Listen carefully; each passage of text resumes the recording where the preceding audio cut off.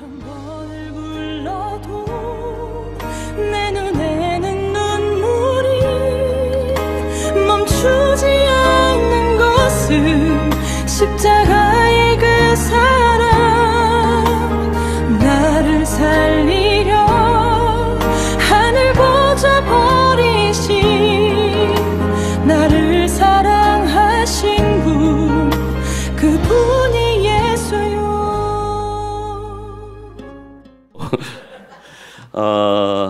감사합니다. 먼저 말씀 들어가기 전에 제가 캔자스시티 처음 와봅니다.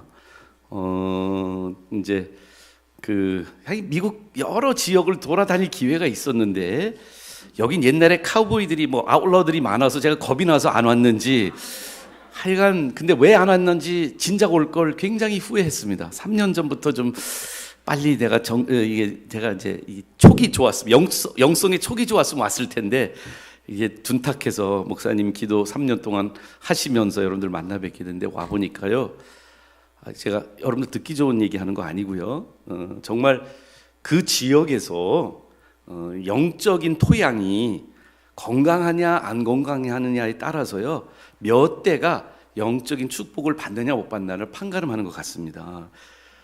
젊었을 때 신학교에서 제가 이제 이렇게 2세들을 사역을 하다 보니까 주로 자라나는 교포들이 젊은이들이 많은 지역에 여러 군데를 85년부터 다닐 수가 있었거든요. 물론 당연히 LA, 뉴욕, 시카고, 워싱턴, 시애틀 이런 지역을 다니면서 한인 교회들을 보고, 어떤 지역에, 제가 어디라고 말씀을 안 드릴게요. 제가 예를 들어 90년대 초반에 갔다가 10년 뒤에 똑같은 도시에서 똑같은 집회를 하러 갔는데요. 전 이제 청소년 집회를 주로 했습니다. 근데 10년 뒤에 청소년들을 만났는데 아이들이 바뀌었어요. 10년 전에는 정말 뜨겁게 교회가 아직 그 지역에는 교회들이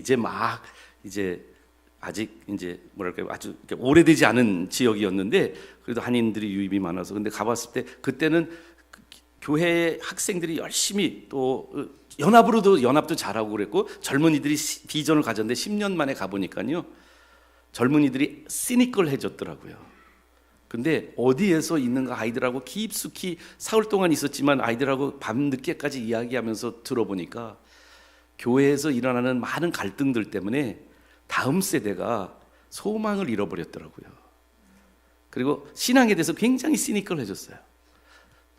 영적인 멘토들이 돼야 되는 장로님, 목사님, 권사님, 교회 리더들이 계속 교회에서 문제가 일어나고 그 지역에서 서로 이렇게 아픔과 갈등이 있는 곳에서 가장 피해를 보는 그 부분이 어딘가 봤더니 정말 다음 세대의 바톤을 물려받을 젊은이들이었어요. 마음이 너무 아팠어요. 근데 제가 캔자스시티에 와서 보니까, 제가 앞으로 한국에 가서 미국에 이민 가려면 캔자스시티로 가라 이렇게 얘기하고 싶어요. 왜냐하면 농담이 아니에요. 여기 목사님들도 관계가 좋으시고요. 오늘 목사님들하고 같이 식사도 했는데 교회들이 이렇게 그냥 1km도 안 되는 반경에 7개 교회가 이렇게 같이 있으면서 목사님들이 얼굴 붉히지 않고 이렇게 만나서 밥을 먹는다는 게, 이게 장난이 아닌 거를 여러분들이 알으셔야 돼요. 축복인 거를 알고 계셔야 돼요. 우리 성도님들이 목사님들을 위해서 꼭 기도해 주셔야 될 게, 하나 되는 목사님, 이 지역에서 마음을 열고 같이, 저희 교회가 좀 특이한 교회예요. 우리 교회 얘기는 다 드릴 수 없는데 오늘 몇몇 목사님들하고 나눴는데, 저희 원천교회는 지금 17개의 담임 목사님, 17개의 교회의 담임 목사님들이 각각 다르십니다. 제가 개척을 한 교회인데 지금 4,500명이 주일날 예배를 드리고 있거든요. 한 캠퍼스에서. 근데 여러분들 이 이야기가 되게 어렵죠? 이단은 아닙니다. 근데 제일 이해하기 쉬운 거 뭐냐면, 여러분들이 멀티플렉스 영화관 가보셨나요? 그러니까 여러 개 영화관 있는 데 있잖아요. 한 곳에 영화관이 여러 개 있죠. 거기 1관, 2관, 3관, 4관, 5관 이렇게 있으면서 보고 싶은 영화 들어가서 보는 것처럼 우리 교회도 꼭 그렇게 돼 있어요. 그래서 듣고 싶은 목사님 설교 들어가서 들으면 돼요. 원천 1교회, 2교회, 3교회, 4교회, 5교회 이렇게 있어요. 근데 여기는 이렇게 내가 미국 다녀본 중에서 목사님들이 가깝게 있는 데는 여기처럼 가까운 데 많이 못 봤어요. 우리 교회하고 많이 비슷해요. 근데 제가 알고 드리는 말씀이 경험을 해보고 남자 목사님들끼리 친교하려고 그러면 쉽지 않아요. 그래서 우리 여기 있는 지역 분들에게 제가 경험 속에서 충고 하나 드리겠는데, 만약에 여러분들이 좀 희사하고 헌금하실 거면 그 중에 딱 하나 하시면 교회 화목을 도와주십니다. 우리 교회가 이제 이렇게 여러 교회로 나눠서 목회를 하는 가운데 목사님들끼리 회의를 많이 해야 되고 같이 협조를 해야 되고 같이 일을 해야 되는데, 처음에는 잘 하다가 뭔가 의견 차이가 나면 남자들은요, 다른 사람이 그냥 다른 의견을 낸 거예요. 틀리다고 한 게 아니고 요 아이디어가 어때 하고 얘기하면 굉장히 take it personal해요, 한국 사람들은. 그래서 상처를 받아요. 내 아이디어를 반대한 건데 아이디어를 반대한 거라고 생각하지 않고 나를 반대한 거로 굉장히 그렇게 여기는 마음이 있어요. 근데 그렇다고 앞에서 얘기하지 않고 뒤에서 꽁하더라고요. 제가 그랬으니까. 그런데 우리 교회가 이렇게 담임 목사님들이 점점 많아지면서 잘못하면 교회가 나눠지겠더라고요. 그래서 기도하는 가운데 하나님이 지혜를 주셨어요. 제가 경험을 해보니까 우리 남자들은 말이죠, 중년이 되면 점점 여자한테 끌려가게 돼 있어요. 그래서 가만히 내가 보니까 내가 어느 집에 가서 밥을 먹고 누구랑 어울리는가 가만히 봤더니 아내가 아내끼리 친한 사람들을 만나게 되더라고, 내가.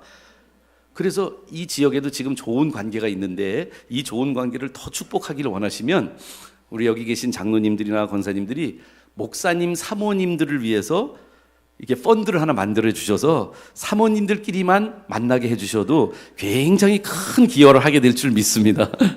사모님들이 친해지면 목사님들이 안 친해질 수가 없어요. 그래서 그 비결을 하나 여러분들한테 나눠드리면서 왜 이 말씀 드리냐면, 제가 혹시 또 불러주셔서 몇 년 뒤에 다시 올 때 더 건강한 모습으로 연합하시면서 보니까 이 부흥회에 이렇게 여러 교회 목사님들이 함께 해주시고, 이 교회 안에서도 정말 여러 세대, 원로 은퇴하신 장로님부터 새로 피택되신 장로님, 집사님들까지 너무 보기 좋은 이렇게 하나됨의 모습을 저는 오늘 목격을 하고 짧은 시간에 여러분들께 감사드리고 싶었어요. 하나님의 축복이 있는 곳입니다. 이 축복이 여러분들 자녀들한테 은혜와 그 흘러내려가는 축복의 통로가 되실 거예요. 어른들을 보고 아이들은 신앙생활을 하게 돼 있습니다. 보이지 않는, 그러니까 어깨 넘어 보고 있는 우리 아이들, 우리들이 하고 있는 것을 보고 있지 않다고 생각하고 알지 못한다고 생각하는 그 부분들을 우리 자녀들은 다 보고 있습니다. 그리고 그 모습을 보면서 믿음 생활을 할 것인가 말 것인가 그들이 선택하게 되는데, 여러분들 어제 저녁에도 우리 학생들, 젊은이들이 여기서 많이 왔고 오늘도 좀 많이 와서 제 마음에 고무가 돼서 오늘 사실 목사님께 본문을 바꿔도 되냐고 허락을 받았어요. 하나님이 준비한 원래 야곱의 축복에 대해서 이야기를 하려고 그러다가 오늘 제 간증이 조금 더 포함된 말씀을 이 히브리서 11장에 있는 말씀을 가지고 준비했습니다. 함께 기도하시고, 혹시 PPT 넘기는 거 저한테 주실 수 있으시면, 준비가 됐나요? 혹시 PPT 받으신 거 있으세요? 없으세요? 돼 있죠? 예, 제가 없다고 그러시는데 목사님, 그러면 아까 제가 한번 확인해 주시고요. 제가 기도하고 우리 말씀 보도록 하겠습니다. 아버지 하나님, 감사합니다. 오늘도 저희들에게 귀한 시간을 허락해 주셔서 하나님의 음성을 듣고 이 지역사회에 하나님이 주시는 비전을 받게 하여 주시옵소서. 우리들이 이민 온 이유는 각각 다 다릅니다. 어떤 분들은 성공하기 위해서, 또 좋은 새로운 삶의 터전을 찾기 위해서, 그리고 많은 분들이 다음 세대 자녀들의 교육을 위해서 이곳까지 이민 오시고 어려운 역경을 마다하시고 지금까지 하나님을 붙잡고 살아온 귀한 권속들, 하나님, 우리들의 이유는 다를지 모르지만 하나님의 섭리는 같은 섭리인 줄 믿습니다. 우리로 하여금 하나님을 더 깊이 알고 우리 다음 세대에게도 그 믿음을 나눠주기 위하여 저희들에게 이 귀한 계기를 마련해 주신 것을 믿습니다. 오늘 조금이라도 저희들 마음속에 하나님 믿지 못하고 신뢰하지 못하고 하나님 뜻을 이해하지 못한 부분들을 십자가에 내려놓고 예수님을 믿는 저희들 되게 하여 주시옵소서. 예수님 이름으로 기도드리옵나이다. 아멘. 감사합니다. 준비됐어요? 네, 감사합니다. 제가 히브리서 11장 말씀을 여러분들하고 나누려고 한 이유가 있습니다. 그 이유는요, 우리가 이 이야기는 모세라는 아브라함, 이삭, 야곱이 3대 동안 가나안 땅에 있다가 야곱의 아들 요셉 때문에 총리 대신 돼서 이제 애굽으로 갔죠. 근데 잠깐 간다고 흉년 가뭄을 피해서 간다고 갔던 것이 450년 동안 애굽에 가서 살게 됩니다. 그리고 그 애굽에서 이제 나와야 되는데 결국 모세라는 그 믿음의 한참 후손이 이 이스라엘 민족을 이끌고 나가게 됩니다. 그래서 오늘 본문 말씀 여러분들에게 모세에 대한 이야기를 하는데요. 이 히브리서 11장도 우리 창세기에서 3대 족장의 믿음의 이야기를 여러분들이 나누는데 히브리서 11장도 똑같은 믿음에 대해서 얘기하고 있고 믿음의 조상들의 이야기하고 있어요. 바로 이 모세 이야기 전까지 아브라함, 이삭, 야곱의 이야기가 바로 그 직전에 나와 있는 것을 우리는 알 수 있습니다. 그래서 20절, 21절, 22절이 이삭, 야곱 축복하는 것, 그 다음에 요셉도 그 임종의 이스라엘 민족이 떠날 거를 말하는 것에 대한 이야기를 하고 바로 이제 모세 이야기로 들어가게 되는 거예요. 그래서 오늘 이야기는 사실 어제 이야기와 이 연결이 있는 이야기입니다. 그런데 제가 이 말씀이 저에게 특별히 의미 있고 여러분들에게 의미 있을 거라고 생각하는 것은 모세가 여러분들이나 여러분들의 자녀와 비슷하다고 생각해요. 저는 모세하고 나하고 감히 제가 저를 모세에 비유한다고 말한다면 제가 모세처럼 훌륭한 영도자라고 비유하는 게 아니고요. 딱 이 부분이 저는 모세랑 저랑 닮았다고 생각합니다. 그게 뭐냐면 모세든 저든 여러분들의 자녀든 또 여러분들도 여기서 이제 오래 사신 분들은 모세와 비슷할 것 같은데 바로 뭐냐면 정체성이 헷갈리는 사람들이에요. 저는 모세도 헷갈리고 나도 헷갈렸다. 모세 이야기를 잘 생각해 보면 히브리 사람으로 히브리 부모 밑에서 태어났어요. 틀림없이 정체성은 히브리 사람인데 어려서 바로의 공주의 아들로 입양이 되잖아요. 그 스토리 아시죠? 그래서 자라나는 동안에 자기가 애굽 사람처럼 교육을 받아서 40이 됐을 때 대부분 사람들은 애굽 사람인 줄 알았어요. 그리고 히브리 사람들과 애굽 사람들이 노예가 되고 있는 히브리 사람들을 막 때리고 있는 모습을 40대 만나가지고 40대 밖에 나가서 보다가 그걸 말리면서 애굽 사람을 때렸거든요. 그때까지만 해도 요셉이 히브리 사람인 걸 아무도 몰랐어요. 그리고 나서 다음날 나가보니까 소문이 나고 히브리 사람도 요셉을 역시 배척하고 그럼 도망가서 자기가 히브리 사람인지 애굽 사람인지 항상 헷갈렸거든요. 근데 우리도 이중문화 속에 살아가고 있는 여러분과 저도 어떤 때 헷갈릴 것 같아요. 제 가정 이야기를 어제는 아버님 이야기를 많이 듣는데 오늘은 좀 엄마 이야기를 좀 할게요. 제가 이게 처음 보시는 분들은 배경을 모르시는 분들은 맨날 이 얼굴에 저를 처음 만나는 분들이 말을 안 해도 제가 너무 많이 겪어서 아는데요. 이게 목사라는 거 저 배경 이야기를 모르시는 분들이 저를 만나면 항상 물음표가 이마에 이렇게 그려져 있어요. 이런 질문들이 있어요. 왜 이렇게 한국말 잘해요? 아니 언제 한국에 오셨어요?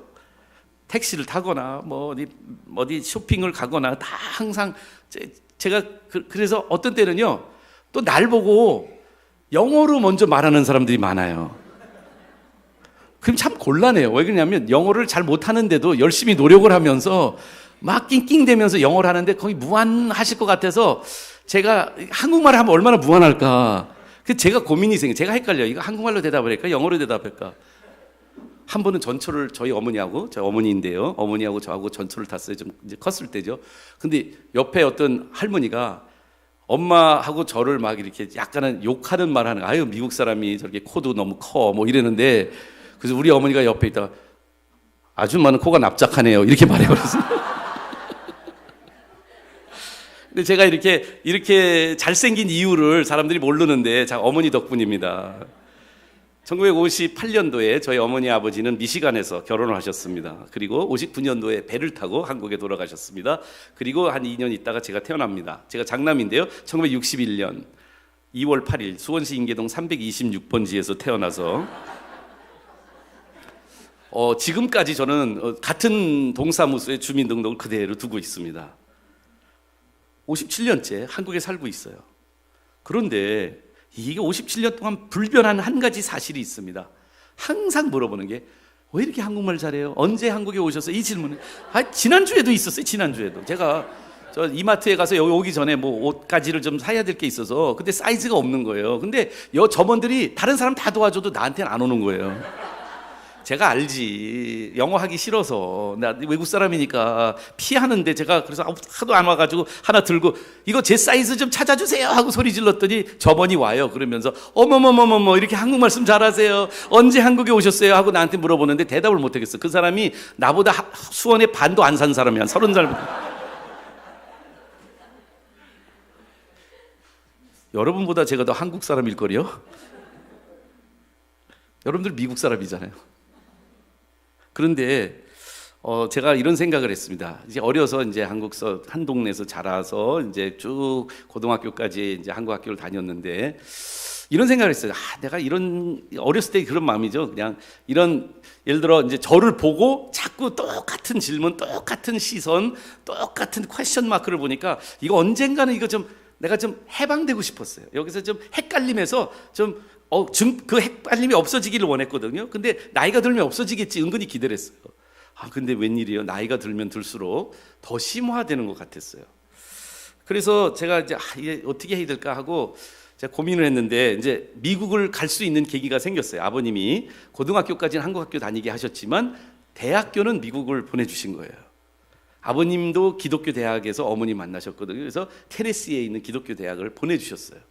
근데 가기 전에 아버지가 저한테 하루는 이렇게 이제 서재로 부르시더니 이제 너 이제 한 달 있으면 미국 가니까 아빠가 너한테 꼭 이제 지금 얘기 좀 해줄 게 있어. 그러면서 이제 큰 아들 유학 보내기 전에 거의 유언 같은 말씀을 이제 저한테 남겨주시는 거예요. 너가 이제 큰 아들이니까 가서 공부 잘해야 된다. 아빠도 공부할 때 힘들었어. 영어가 잘 안 되면 입에 구슬을 물고 이렇게 연습하면 돼. 뭐 이런 것도 얘기해 주시고 그 다음에 미국 사람들은 꼭 신세진 사람한테 땡큐 카드를 보내고 신세진 거 잊어버리지 마. 미국 사람들은 오래 친구 새기면 한 번 새기면 오래 친구가 됐어. 뭐 이런 얘기도 해주시고 한참 얘기를 해주시고 맨 마지막에 이 말씀을 하셨는데 제가 되게 헷갈렸어요. 마지막으로 이제 마음속에 있는 이야기는 이거였는데 다른 거 얘기는 그냥 부수적이었고 아버지가 그러는 거예요. 요셉아, 아빠도 미국서 공부해봤잖아. 근데 너한테 부탁 한 가지가 있어. 그래서 뭔데요, 아버지? 너 학교 가면 그 여학생들이 많을 텐데 그 미국 여학생들 되게 이뻐 이러시는 거예요. 그래서 제가 귀가 솔깃했지. 이쁜 학생들이 많다는 얘기예요. 그래서 근데 아빠는 기도하고 있을 거야. 그래서 뭔데요, 아버지? 그랬더니 아빠는 네가 미국 여자랑 결혼하지 말고 한국 여자랑 결혼했으면 좋겠어.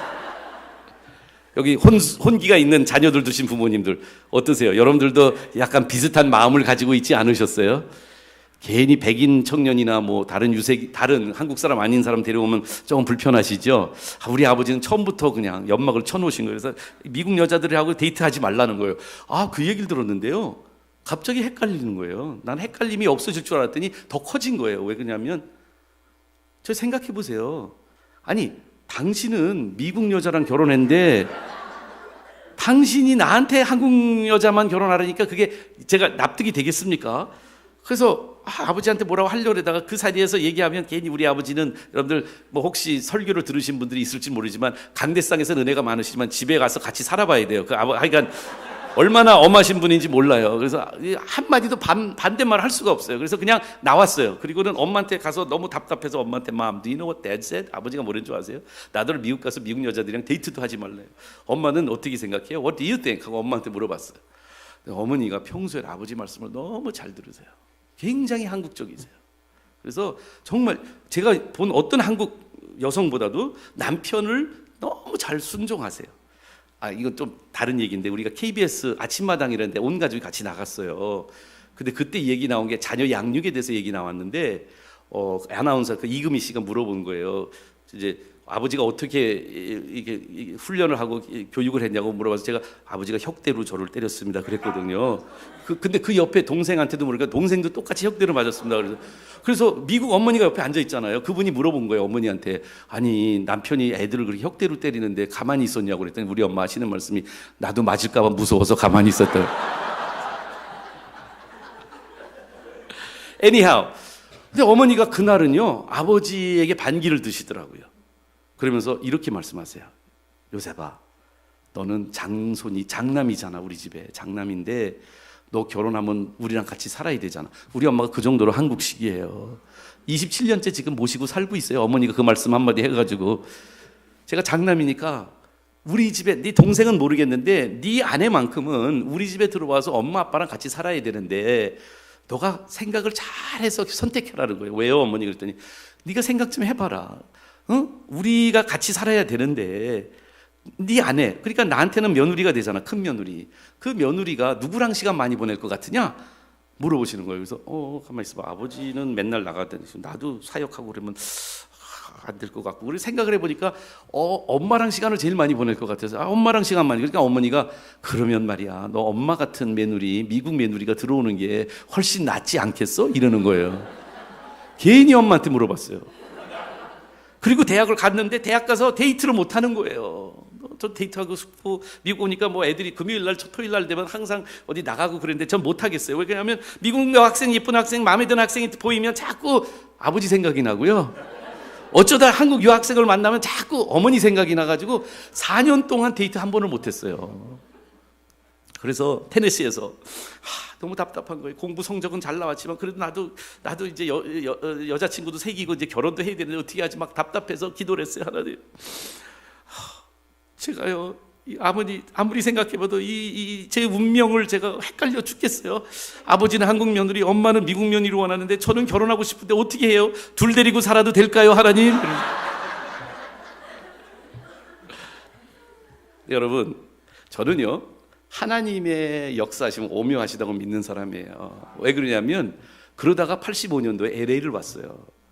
테네시에는 한국 여학생이 거의 없었어요. 교포들이 거의 한인교회 하나 없었어요, 그 당시에는. 근데 LA로 딱 왔는데 그 LA에서 제일 큰 교회 동양성격교회에서 청선 집회를 하게 된 거예요. 근데 그 목사님이 중매를 서가지고 제 아내 배우자를 기적같이 만나게 됐어요. 원래 사진은 잘 나오는데 너무 이쁜 사람 만났어요. 근데 여러분 물어볼게요. 어느 나라, 그러니까 어때 보이세요? 자, 이제 좀 보이나요? 예. 누가 미국 사람이고 누가 한국 사람이게요? 여자가 한국 사람 같아요? 예, 조 씨입니다. 우리 장인어른은 조자, 영자, 근자 목사님 되셨고 나중에 장로님에서 목사님 되셨는데 임동선 목사님이 중매를 서서 이 자매를 만났어요. 근데 보니까 한국 여자잖아요. 그런데 제 생각에 아버지가 좋아할까 엄마가 좋아할까 아직도 헷갈렸어요. 근데 마침 교제하고 얼마 안 돼서 한국에서 미국에 집회하시러 어머니 아버지가 같이 오셨어요. LA 공항으로 오신 거예요. 제가 이제 마침 찬스가 돼서 자매를 데리고 공항에 영접을 나갔어요. 아버지 엄마한테는 미리 말은 안 했어요. 공항에서 비행기에서 나오자 우리를 보는 순간 아버지는 안도의 한숨을 쉬시면서 너무 좋아하신 거예요.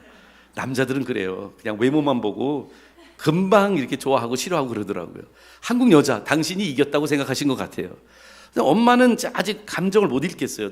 그런데 같이 이제 가서 식당에 가서 이제 음식도 먹고 얘기도 한참 하고 차도 마시고 그리고 이제 자매는 자기 집으로 가고 저희 아버님 어머님 모시고 이제 호텔로 들어가는데 엄마한테 물어봤어요. Mom, what do you think? Do you like her? 그렇게 물어봤더니 엄마가 그냥 느닷없이 뭐라고 그랬냐면 Yeah, I like her, but you know what? She's a banana 그러는 거예요. 여러분들 많이 들으셨죠? 여러분들의 자녀도 바나나인 거 아시죠? 왜 바나나죠? 겉에는 동양인처럼 노랗지만 엄마가 그러는 거예요. 그 자매는 알갱이는 다 알맹이는 다 백인이라는 거예요. 말하는 것도 한국말보다 한국말 거의 못하고 영어 잘하지. 미국서 이제 어렸을 때부터 자라나서 매너도 미국 매너지. 음식 먹는 것도 양식을 좋아하지. 다 어머니가 보니까 그러는 거예요. 야, 너 선물 받으면 포장이 중요하냐 알맹이가 중요하냐. 그 여자는 중요한 건 다 미국이야 이러시는 거예요. 그래서 내가 아니 엄마 맞아요. 바나나가 맞는데 그러면 나는 뭘까? 그랬더니 엄마가 가만히 있다가 너는 계란이야 이러시는 거예요.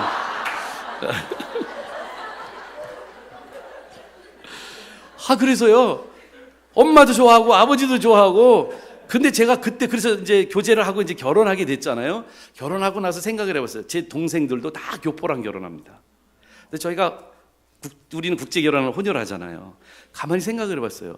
제가 한국 여자, 완전히 한국에서 태어나서 한국 사람, 한국 여자를 만나도 제 미국 쪽을 이해하지 못했을 거고, 여기서 어머니처럼 백인 여자를 만났어도 어머니 같은 여자 찾기는 쉽지 않았을 것 같아요. 그래서 한국 쪽을 이해 못하는데, 오묘한 하나님의 역사가 우리나라 근대 이민을요, 70년대, 60년대 말 70년대, 오늘도 장로님이 71년대 오신 장로님 만났는데, 여러분들 그때에 다 미국으로 일찍, 그때 이제 이민 역사가 시작이 됐어요. 그리고 제가 결혼할 나이, 제 동생들이 결혼할 나이가 되니까 이미 혼숙감들이 미국에서 잘 교육받아서 정말 신앙 좋고 얼굴 예쁘고 공부 잘한 귀숙감들이 엄청나게 많이 준비되고, 그 중에 제일 좋은 귀숙감을 하나님 저를 위해서 예비해 놓으신, 저는 이민 역사는 저를 위해서 하나님이 이뤄놓으신 거라고 생각해요. 그래서 헷갈림이 해소된 줄 알았어. 결혼을 하고 한국에 갑니다. 근데 그때는 김포공항에, 인천공항에 없었어요. 김포공항에 딱 둘이 들어갔거든요. 근데 그때만 해도 이게 공항 통과하는 게 시간도 오래 걸리고요. 지금은 이제 뭐 달라졌죠. 인천공항 또 한국공항이 얼마나 또 국제적으로 최고의 공항이 된지 모르는데, 근데 이제 그 들어갈 때 검사가 또 이렇게 심해서 질문도 많이 하고, 근데 여권 두 개를 가지고 저하고 아내하고 출입국 관리소 직원 앞에 딱 섰어요. 근데 말을 나한테 안 걸더라고요. 알지, 영어 못하니까. 저 옆에 있는 아내한테 여권 두 개를 딱 올려놨거든요. 근데 하나는 한국 여권, 하나는 미국 여권, 아직 열기 전에, 이분이 보기 전에. 근데 이렇게 한국 여권, 미국 여권 올려놓고 우리가 딱 쓰니까 나한테 말 안 걸고 아내한테 말을 거는 거예요. 아, 저기 국제 결혼하시고 오셨군요. 그러는 거예요. 근데 국제 결혼하셨나 봐요. 그랬는데 아내가 그런 말은 어려워서 못 알아들었어요. 그래서 나한테 What did he say? 그러는 거예요. 내가 거기서 통역할 수도 없고, 그래서 제가 그냥 대답해 버렸어요. 아, 예, 우리 국제 결혼했습니다. 그랬더니 그분이 어머, 총각도 한국말 너무 잘하네. 거기서 한참 또 실갱이를 했죠. 내 여권을 열고 나더니 이 사람 더 놀라는 거예요. 헷갈리는 거예요. 한국 여권에 미국 사람 사진이 붙어 있고, 미국 여권에 한국 사람 사진이 붙어 있고. 그래, 우여곡절 끝에 나왔어요. 그런데 제가 이런 생각을 했어요. 우리 이제 결혼했으니까 애 나면 우리는 이제 나는 그래도 우리 내외는 이제 서로, 왜냐하면 거기는요, 이제 한국에 와서 사는데 한국 사람 같이 생겼잖아요. 근데 거기도 또 어려운 거예요. 제 아내도 한국 생활이 녹록지 않은 거예요. 왜냐하면 오히려 어머님 같은 분은, 저 어머님이랑 같이 다녔죠. 이제 계속 같이 만문으로 집에서 같이 사니까. 근데 어머니랑 같이 가면 어머니는 한국말 조금만 해도 사람들이 막 이러는데, 우리 아내는 한국말 조금만 못해도 막 욕하는 거 있죠. 한국 사람이 한국말도 못하냐고. 그러니까 너무 힘든 거예요. 아니, 산부인과를 갔는데 야단 맞고 왔어요. 처음에는 의사 말귀를 못 알아들어가지고, 두 번째 산부인과 갈 때는 임신해가지고, 두 번째 산부인과 갈 때는 어머니를 데려갔어요. 저는 바쁘고 아버지도 안 계시고, 그러니까 미국 시어머니를 데려가서 한국 며느리가 의사가 말하는 거를 미국 시어머니 통역을 통해서 이렇게. 하여간 그래서 이런 생각이 있어요. 우리 애들만큼은 헷갈리지 말아야 되는데 이거 어떻게 하지? 그래서 애를 낳는데요. 저희가 애들을 낳는데 4명을 낳습니다. 헷갈림이 대물림 되는 걸 경험한 걸 말씀드리는. 왜 4명인가? 아론이, 샤론이 둘만 낳으려고 그랬어요. 이름이 그래서 아론이, 샤론이에요. 목사님 딸도 샤론이? 그렇죠. 근데 아론이, 샤론이가 둘만 낳고 잘 기르고 있었어요. 그때만 해도 아버님 목회하시는 중앙침례교회 15,000명 나가는 큰 교회에서 목회를 하고 있었어요. 그러다가 개척을 저희가 결심을 하고 원천동에 개척을 나갔거든요. 근데 나갔는데 애 낳을 생각을 안 했어요. 우리 둘만 낳아 잘 기르자고 그랬어요. 왜냐하면 그 당시에 김포공항에서 들어올 때 우리 아내가 표어를 봤어요. 아들, 딸 구별 말고 둘만 낳아 잘 기르자. 그래서 저게 뭐냐고, 그래서 내가 설명을 영어로 해석을 해주고, 그 다음에 이게 한국 정부의 추진사항이니까 우리도 그렇게 하자. 그래서 기도했어요. 아들, 딸 둘만, 이름도 정해놨어요. 아론이, 샤론이. 아들 주면 아론, 딸 주면 샤론. 그리고 잘 부목사로 있다가 개척을 갔는데, 아버지께서 이제 같이 모시고 살지만, 이제 주일날 예배로 아버님은 중앙침례교회 가서 하루에 뭐 5번, 1부부터 5부까지 설교하시고, 저는 딱 한 번 설교하고 집에 들어가면 꼭 물어보시는 게 똑같은 질문을 하세요. 오늘 몇 명 나왔냐? 헌금은 얼마 나왔냐? 엄청나게 부담 주시는 거예요. 매주마다. 당신은 지금 12,000명 설교하고 왔는데 나는 이제 10명밖에 안 모이는 작은 교회니까. 그래서 매주일날 똑같은 질문을 매번 물어보시는 거예요. 아들 교회가 빨리 부흥하기를 되게 원하셨나 봐. 근데 이게 쉽습니까? 그 중앙교회 있고 큰 교회들이 있고. 그런데 그래서 제가 그랬어요. 여보, 이게 너무 내가 부담스러운데 우리 교회를 위해서 특별 작전 기도하자. 그래서 아내랑 손 붙잡고 원천 침례교회 부흥을 위해서 기도를 했어요. 근데 하나님이 참 특이하게 우리 교회 부흥을 일으키셨어요. 둘이 손을 붙잡고 기도했는데 아내의 배가 불러오기 시작을 한 거예요. 저희는 계획도 안 했어요. 그래서 셋째 가졌고 그 다음에 또 넷째 가지니까 우리 몇 안 되는 커플들이 한 명만 애를 낳았던 커플들이 많았는데 목사님네 셋째 낳는 거 보고 너무 보기 좋다고 자기네들이 또 애를 낳고 또 애를 낳고 그 다음에 전도해오고 애 낳고 그래가지고 지금은 정말 교인의 반 이상이 아이들이에요. 굉장히 아이들이 많아요. 그래서 우리 교회 표어가 이거예요. 전도 못하면 애라도 낳아. 근데 이 말씀 드리려고 한 게 아니고 이 아이들이 이제 자라나서 이제 한 초등학교 이제 어렸을 때 큰 아들이 한 1학년, 2학년 때 이제 개척교회에 있다가 저희가 가끔 가다가 어쩌다 한번 초대를 받아서 아버님 안 계실 때 저녁 예배 가서 설교를 했어요. 근데 제가 가족을 다 데리고 갔거든요.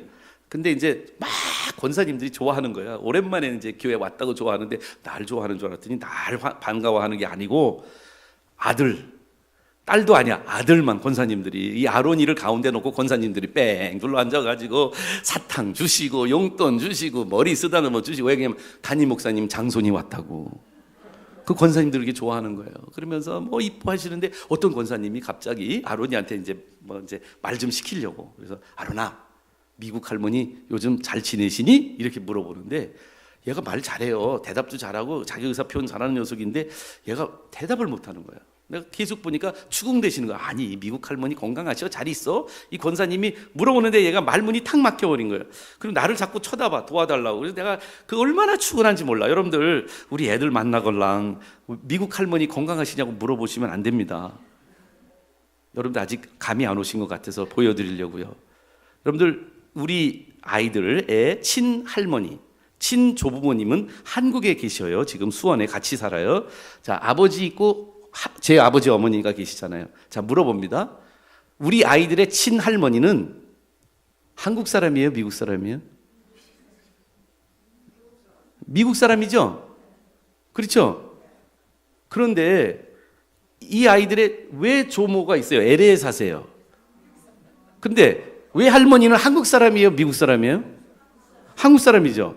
근데 미국 할머니 그러면 미국에 있는 한국 할머니일까요? 한국에 있는 미국 할머니일까요? 이제 이해가 되세요? 여러분들도 헷갈리셨죠? 그 미국 할머니라고 물어보니까 얘가 대답을 못하는 거야. 어떤 할머니인지를 모르는 거예요. 저 할머니가 둘이 있는데 한 사람은 미국에 있는 한국 할머니고 한 사람은 한국에 있는 미국 할머니고.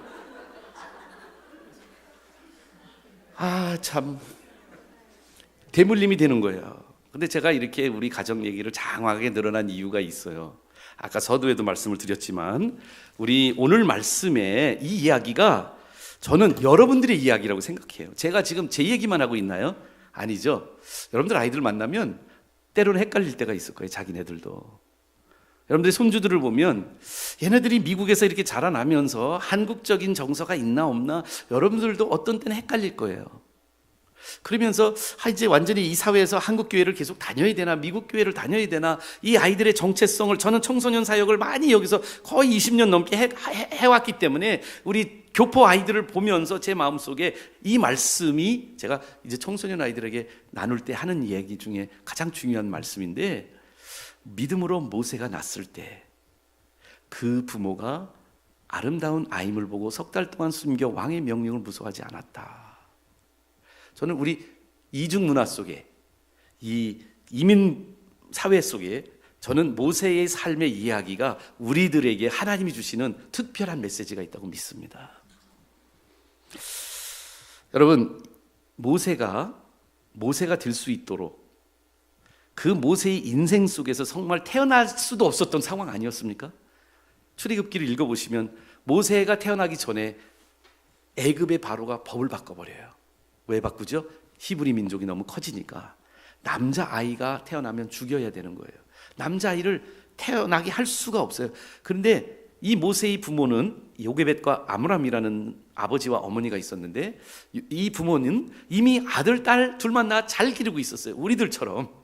저도 처음에 아들, 딸 둘만 이 모세의 형인 아론과 누나인 미리암을 낳았는데 그 둘 낳고 잘 기르고 있는데 바로가 법을 바꿔버렸어. 그래서 이제부터는 애가 태어나면 남자이면 안 되는 거예요. 그런데 모세의 부모가 이 아이가 임신이 되는 과정 속에서 걱정을 했을까요? 안 걱정했을까요? 저는 엄청나게 걱정했을 거라 같아요. 아니, 제 생각에는 이런 걸 상상합니다. 부모가 하나님 왜 셋째를 갖게 하셨나요? 아니, 법이 이렇게 바뀌어서 우리는 남자아이로 태어나면 이 아이를 죽일 수밖에 없는데 하나님 우리 부모로서 그렇게 할 수가 없어요. 하나님 어찌 하라고 이렇게 셋째를 주셨나요? 그러면서 기도가 바뀌었을 것 같아요. 주신 거 감사하니까 하나님 기도합니다. 딸 낳게 해주세요. 딸 낳게 해주세요. 딸만 낳으면 그래도 괜찮으니까. 근데 딱 모세가 태어났는데 어떻게 태어났어요? 아들로 태어난 거예요. 그냥 인간적인 눈에서 본다면 이 부모는 가슴을 치고 정말 원망을 하나님께 했어야 됐을 거예요. 아니, 우리를 어떻게 하시려고 이런 난관에 우리를 이렇게 방치하십니까? 그런데 히브리 기자는 그 스토리를 다 생각을 하면서 엑기스로 3-4구절에 모세의 인생을 얘기하면서 하나를 포착합니다. 바로 모세의 부모의 믿음이에요. 그러면서 뭐라고 그래요? 믿음으로 모세가 낳았을 때 그 부모가 아름다운 아임을 보고 3달 동안 숨겨 왕의 명령을 무서워 아니하였으며. 여러분, 바로의 시대에 아이의 출생을 강제로 죽이라고 말했던 그 야만적인, 그 아주 인본적이면서도 한 존재가 다른 생명체를 죽이라고 말할 수 있는 그 문화가 우리에게 멀리 보이시는지 모르겠는데요. 저는 저 스토리가 남의 얘기가 아니라고 생각하는 게, 우리 넷째를 임신했을 때 아내가 저한테 얘기하기 전에 먼저 산부인과를 갔어요. 여자는 이제 임신인가 아닌가 잘 몰라서 갔는데 산부인과에서 의사가 물어보더랍니다. 처음에 가니까 아이가 몇 살이냐고 물어봐서 나이 얘기해 준 거의 40이었거든요. 그때가 넷째 임신됐을 때가. 근데 자녀가 몇 이냐고, 3이 있다고 얘기하고, 자녀가 아들 하나 딸 둘이 있다고 얘기를 하고, 근데 의사가 검사를 하고 나오시더니 물어보지도 않고 의견을 물어보지 않은 채 의사가 얘기했어요. 일주일 뒤에 금식하고 오세요. 아기 지워드릴게요. 필요 없어요. 아니, 집사람이 그 이야기를 전하면서 막 우는 거예요. 여러분, 애가 무슨 오답입니까? 지우개. 그리고 우리 문화 속에서 왜, 미국도 마찬가지예요. abortion and demand가 있죠. 여성의 권리라고 말하면서 하나님의 형상대로 지음받은 그 존재를 우리 크리스천들조차도 인본주의적인 바로의 시대에 살았던 그 시대나 지금 우리가 살고 있는 시대나 저는 똑같이 하나님을 모르는 그러한 세계관을 가지고 있는 문화 속에서는요, 아이를 낙태시키는 것을 문제없이 할 수 있다고 봅니다. 근데 모세의 부모는 믿음이 있었어요. 그 믿음이 있어서 모세를 안 죽이고 그 모세를 하나님에게 맡겨드리는, 그래서 이 아이를 하나님의 뜻에 맡겨서 그 아이를 기르고 또 하나님께 드리는 갈대상자의 나일강에 띄워서 하나님의 섭리에 맡기면서 공주의 아들로 입양이 되는 기적적인 일들이 일어나잖아요. 그런데 여기에 이 말씀 중에 제가 헷갈리는 말씀이 하나 있었어요. 그게 바로 뭐냐면, 만약 요 구절만 뺐으면 이 구절이 큰 문제가 아니에요. 믿음으로 모세가 났을 때에 3달 동안 숨겨 왕의 명령을 무서워하지 않았다, 이렇게만 말했으면 괜찮아요. 그게 실제 스토리예요. 근데 여기에 출애굽기에 있지 않은 내용을 히브리 기자가 집어넣어요. 그게 뭐냐면 그 부모가 아름다운 아임을 보았다라는 문구예요.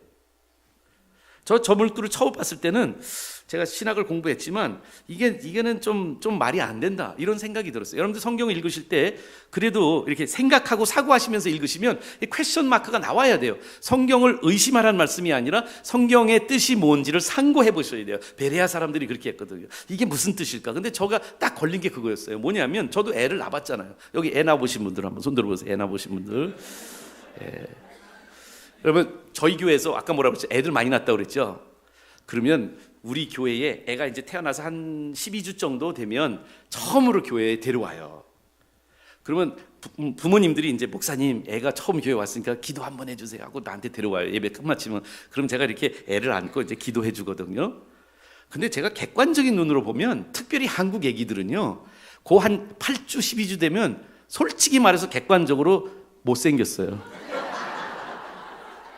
서양 애기들은 눈도 크고요, 이 이목구비가 오똑한데 우리 한국 애들은 약간 트럭이 밀고 간 것처럼 뭉둥거려가지고 그다음에 이 머리숱이 저기 좀 큰 애들은 이게 아직 제대로 자라질 않아서 이렇게 삐쭉삐쭉 머리가 이렇게 올라와 있지, 눈은 못 떴지, 떴는지 감았는지 보이지도 않지, 아직 머리는 짱구지. 이런 애들을 데려와서 목사님들을 기도해달라고 데려오는데 제가 참 고민이 생겨요. 왜 그러냐면 목사잖아요. 다 기도하고 나서 얘기를 해야 되는데 이걸 예쁘다고 얘기해주면 거짓말이고, 그렇지 않아요? 그 부모의 마음에 상처를 안 주려면 예쁘다고 얘기해야, 애가 참 이쁘네요 이렇게 말해야 되는데 이게 안 돼. 목사가 안 이쁜, 객관적으로 안 이쁜데, 그래서 제가 참 은혜스럽게 생겼네요 이렇게 말을 하거든요. 근데 여러분, 애 낳아보신 분들은 다 알겠지만 물어볼게요. 저는 내 아이들을 4명이 난 걸 봤어요. 그럼 분만실에 가서 이제 아기를 이렇게 데려오잖아요. 그럼 다른 애들 보면 그 중에서 제일 이쁜 애가 내 아기야. 여러분은 안 그러셔요? 맞아요, 틀려요? 근데 물어볼게요. 이 말씀에 의거하면 믿음으로 모세의 부모가, 모세가 태어났을 때 믿음으로 모세를 봐서 아름답게 보였대요. 자, 그러면 저 말이 사실이라면 믿지 않는 사람들, 믿음이 없는 사람들은 애 낳으면 밉게 보여야 되네요. 그 말 아니에요? 그래서 제가 헷갈렸어요. 저 문구가 걸린 거예요. 왜 히브리 기자는 저렇게 얘기했을까? 아니, 믿음으로 모세가 나서 왕을 안 무서워했고 그 아이를 숨겼고 이런 건 다 내가 이해하겠다니까요. 근데 믿음으로 모세가 났을 때 아름답게 보았다가 왜 믿음의 행위냐고요. 이해가 되지 않았어요. 여러분들 그냥 수용하시면 안 된다니까요. 왜 그러냐면 오히려 저렇게 목에 가시처럼 딱 걸릴 수 있는 말씀이 더 심오한 하나님의 진리가 담겨져 있어요. 제가 이게 뭐지? 그리고 제가 이제 이게 뜻을 이해하기 위해서 영어 성경을, 사실 성경 프로그램을 통해서 영어 다른 이제 여러 번역, 영어는 여러 버전이 있어요. 그렇죠? 여러분들이 아시는 것처럼 NIV도 있고 NASB도 있고 KJV도 있고, 그래서 제가 영어 성경들을 봤거든요. 그랬더니 이렇게 표현한 문구를 영어 성경들은 이렇게 번역했어요. NIV는 They saw, 그들은 보았다. By faith they saw he was no ordinary child. 이렇게 말하더라고요. 저게 무슨 말이죠? 영어를 잘하시네요. 제가 어떤 이민교회 갔더니 말귀를 못 알아들으세요. 제가 그래서 말을 좀 바꿔서 얘기했어요. No ordinary child 이렇게 하니까 알아들으시더라고요. ordinary가 뭐죠? 보통이라는 얘기고 앞에 no자가 붙었으니까 좀 특이한 문장 구조인데 보통이 아닌 아이. 그러니까 다시 말하면 좀 special child 그런 이야기죠. 그렇죠? 근데 제가 교육학을 또 했죠. 그러니까 저거를 보니까 또 이상해졌어요. 왜냐하면 special child 이건 특수아동인데, 그러면 믿음으로 모세가 났을 때 모세의 부모는 그 아이를 특수아동으로 보았다 이렇게 번역을 해야 되나? 여러분들 웃으시는데요. 저는 모세가 장애를 가졌었다고 생각을 하는 사람 중에 한 사람이에요. 날 때부터 장애였을 거라고 추측할 수 있어요. 귀추할 수 있어요. 왜냐하면 나이 80이 돼서 가시떨기에서 불이 타오르면서 하나님이 음성을 듣잖아요. 너 애굽으로 돌아가라고 하나님 명령할 때 모세가 하나님 앞에서 쓴, 하나님도 인정한 핑계가 하나 있어요. 뭔지 아세요? 하나님 제가 말을 잘 못해. 그러니까 하나님은 알았어, 아론 보내주면 되지. 하나님도 인정한 언어 장애인 모세. 태어났을 때 스페셜하긴 했을 거예요. 근데 우리가 생각하는 스페셜은 아니에요. KJV는 a proper child, 아주 품행이 방정한 아이. 그리고 NLT는 unusual child, 좀 특이한 아이. 그리고 ASB는 godly child, 아주 착한 아이. NASB만 beautiful child로 번역하더라고요. 더 헷갈림이 증폭된 거예요. 이게 웬 시츄에이션? 무슨 말을 하려고 그러는 거지? 왜 영어도 이렇게 각각 다른 단어로 번역할 수밖에 없을까? 그래서 컴퓨터 프로그램 통해서 더 원어를 연구했어요. 그리고 아름다운 아이가 어떻게 헬라 원어에 나오는가 봤더니 아스티온타 파이디온이라는 문구가 바로 우리가 지금 보고 있는 아름다운 아임을 보았다로 번역된 거예요. 거기에 이 아름답다라고 번역할 수 있거나 no ordinary, unusual, proper 이렇게도 번역이 되는 단어는 아스테오스라는 어원을 가지고 있는 헬라 단어입니다. 형용사입니다. 아스테오스. 그런데 이 아스테오스라는 단어가 사실은 번역이 만만치 않은 이유가 있더라고요. 가만히 보니까 주석이 말을 하는데 이 단어는 전체 헬라 문헌, 성경 외의 문에도 안 나오는, 딱 성경에만 2번 나오는 잘 번역이 어려운 희귀 단어예요. 아스테오스가. 그러니까 우리 성경은 그 중에 NASB를 따라서 그냥 beautiful child, 아름다운 아이로 번역을 했지만 여하간 이 단어는 좀 아리송한 게 있어요. 그래서 그 딱 두 번 나오는 그 구절이 어딘가를 찾아봤거든요. 그런데 여기서 저는 제 성경적인 관점을 확 뒤집어 놓는 중요한 발견을 하게 됩니다. 여러분들에게 그 발견을 오늘 드리는 게 제 선물이에요. 이거를 여러분들이 느낀다면, 이해한다면 큰 도움을 받을 거라고 저는 확신합니다. 히브리서 11장 23절은 잠시 전에 읽어드렸잖아요. 우리가 모세가 낳았을 때 그 부모가 아름다운 아임을 보았다. 그런데 사도행전 7장 20절에도 이렇게 나옵니다. 아스티오스가 나오는데 누구 이야기죠? 그때에 모세가 낳는데, 그리고 제가 노란색으로 표기를 합니다. 하나님 보시기에 아름다운지라. 사도행전은 아스티오스를 이렇게 사용하고 있어요. 성경이 성경을 해석합니다. 희귀한 단어, 잘 사용되지 않은 단어, 아니 성경 전체에서 모세가 태어났을 때의 상황을 성경의 저자들이 성령의 감동을 받아서 딱 잘 사용하지 않은, 칼로스라는 단어가 아름답다, 좋다 이런 단어로 그 헬라 단어에서 제일 성경에 많이 나온 100번 넘게 나오는 단어, 그 단어가 있음에도 불구하고 아스티오스를 굳이 사용했고, 그 아스티오스라는 단어는 모세의 출생에만 적용되는 단어였는데 여기에 두 구절에 딱 하나가 차이 있는 거예요. 똑같은 문장 구조잖아요. 보시면 그렇죠? 이 아스테안 터 파이디언이라는 단어가, 이 문장 구조가 이 두 구절에 나오는데 딱 하나가 차이가 있어요. 목적어가 차이가 있는 거예요. 주어가 모세가 낳았을 때 그 부모가 아스티오스에게 보았다가 히브리서의 관점이고요. 사도행전의 관점은 다른 관점이에요. 사도행전의 이 말씀은 스테반이 돌 맞아 죽기 전에 그 이스라엘 민족에게 왜 예수 그리스도가 하나님의 아들이고 우리의 구원 대신 구세주인지를 설교하고 돌 맞아 죽는 그 장면 속에서 이스라엘의 역사를 쭉 훑고 있을 때 하나님이 어떻게 지금 아들 예수 그리스도까지 섭리를 인도하셨는지 설명하다가 하나님이 모세가 낳았을 때 모세를 아스티오스에게 보았다. 지금 싱kin 하고 계세요?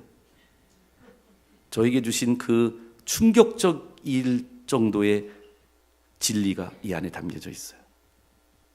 저는요, 이 믿음장에 나와 있는 믿음의 정의가 이렇게 심오한지 몰랐어요. 저는 믿음에 대해서 성경적으로 믿음을 알고 있었던 게 아니라 나도 모르게 내가 자라난 문화, 내가 자라난 교회 환경 속에 믿음의 정의를, 성경적인 정의, 하나님의 정의가 아닌 문화적인 정의, 내 관점적인 정의, 인본적인 정의를 내리고 있었더라고요. 여러분, 우리가 믿음이 좋다, 믿음이다, 저것은 믿음이 있는 믿음직한 행위다 라고 생각하는, 믿음이라고 정의 내리는 대부분은 이렇을 겁니다. 지금 제가 한번 실험해 볼게요. 여러분이 저를 도와주세요. 지금 가장 여러분들이 알고 있는 한 사람 중에 제일 믿음이 좋다고 여기는 사람 한 사람을 생각해 보세요. 꼭 하셔야 돼요. 지금 딴 데 가서 지금 내일 장 볼 일 생각하시면 안 돼요. 믿음이 제일, 나는 이 사람은 진짜 믿음이 좋아. 그러니까 여러분들 모르는 사람 말고, 성경 인물들 말고요, 저 같은 사람 말고, 여러분 저를 모르니까 제가 믿음이 좋다고 생각하실 수는 있지만 저는 차지하시고 가로치시고 진짜 알고 있는 사람을 연상해 보세요. 연상하셨어요? 한 사람? 이 사람, 내가 볼 땐 저 사람 믿음 좋아 라고 하는 사람 한번 연상하셨으면 고개를 끄덕끄덕이세요. 그런데요, 옆에 있는 분한테 그분이 누구라고는 말하지 마세요. 신호는 밝히지 말라고요. 왜 그러냐면 옆에 있는 사람을 은근히 기대할 수 있어. 아마 나 생각하고 있을 거야. 신호는 밝히지 말고 옆에 있는 분한테 왜 그분이 믿음이 좋다고 당신이 생각하시는지를 이유를 얘기해 보세요. 옆에 있는 분하고 잠깐 얘기해 보세요. 정말 둘이 얘기해 보세요. 나는 그분이 이래서 믿음이 좋다. 한번 해보세요. 목사님들도 해보세요. 예, 믿음이 좋다. 왜 믿음이 좋아? 생각한 그 사람이 믿음이 좋다고 생각하신 이유가 뭐냐고. 그 이유만 말하세요. 이름 얘기하지 마세요. 착각할 수도 있으니까. 왜 믿음이 좋아요? 왜 믿음이 좋아요? 목사님 얘기하셨어요? 얘기하셔야 돼요. 믿음이 좋은 이유가 뭐라고 얘기를 해주셔야 돼요. 제가 이제 가면서 인터뷰를 할 거예요. 자, 이거 마이크 좀 틀어주세요. 얘기하신 분, 얘기하셨어요? 장로님한테 물어봐요. 마이크 됩니까? 예, 장로님 옆에 있는 분이 어떤 이유 때문에 믿음이 있다고 말씀하셨어요? 저는 그분이 어떤 상황 가운데서 계속 그런 기도하시고 또 제가 보기에는 굉장히 큰 일인데도 기도하시고 또 잘 될 거라고 하시고 하나님을 늘 말씀하시고 그래서 저는 그분이 믿음이 있다고. 예. 본인이 그렇게 말씀했고 여기는요? 얘기하셨어요? 아니요, 저는 아직 말씀 못 드렸어요. 어땠어요? 그럼 지금 얘기해 보세요. 조금 생각할 시간을 드릴게. 어디 볼까? 얘기하셨어요? 뭐라고 얘기하셨어요? 권사님께서 아시는 분은 성실하셔서라고 말씀하셨습니다. 예. 이분은 뭐라고 말씀하셨어요? 모든 것을 버리고 네.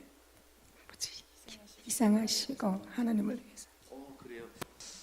내가 원하는 답이 안 나왔는데 여러분들 너무 이렇게 좋게 말하니까 그래요. 그러니까 좀 알아듣기 쉽게 얘기하면 새벽기도 안 빠지고 열심히 나오면 믿음 있지 않아요? 그렇죠. 또 아니면 성경을 많이 보는 분 믿음 있죠. 또 아니 내 목사님들한테 안 물어보려고 그런 게 솔직하게 말하면 건축 헌금 많이 하는 사람이 믿음이 좋은 사람으로 보여지. 맞죠? 예, 아멘. 아니 솔직히 우리는 믿음을 그렇게 평가하지 않아요? 그 사람의 행위를 본다고요. 교회 안 빠지고 성실히 나오는 사람, 새벽 제단 잘 쌓는 사람, 그런 사람 그게 나쁘다는 얘기는 아니에요. 근데 제가 한국 교회를 목회하면서 느꼈던 게 뭐냐면 제 안에도 가랑비에 옷 젖듯이 믿음을 어떠한 행위로 보는 경우가 많이 있어요. 그 삶의 열매로 보는 경우가 많이 있어요. 그 자체를 부인하는 거 아닌데 여기에서 제 믿음의 정의가 바뀐 거예요. 모세가 났을 때 그 부모가 아스티오스하게 모세를 바라본 것이 어떤 거였냐면 하나님이 모세를 보는 것과 똑같이 보았다는 거예요. 이해가 되세요? 무슨 얘기인지? 저를 따라해 보실까요? 믿음은 하나님께서 보시는 대로 우리가 볼 때 그것이 성경적인 믿음이다. 관점의 변화더라고요. 다시 말씀드리면 믿음으로 보는 거예요. 이해가 되시죠?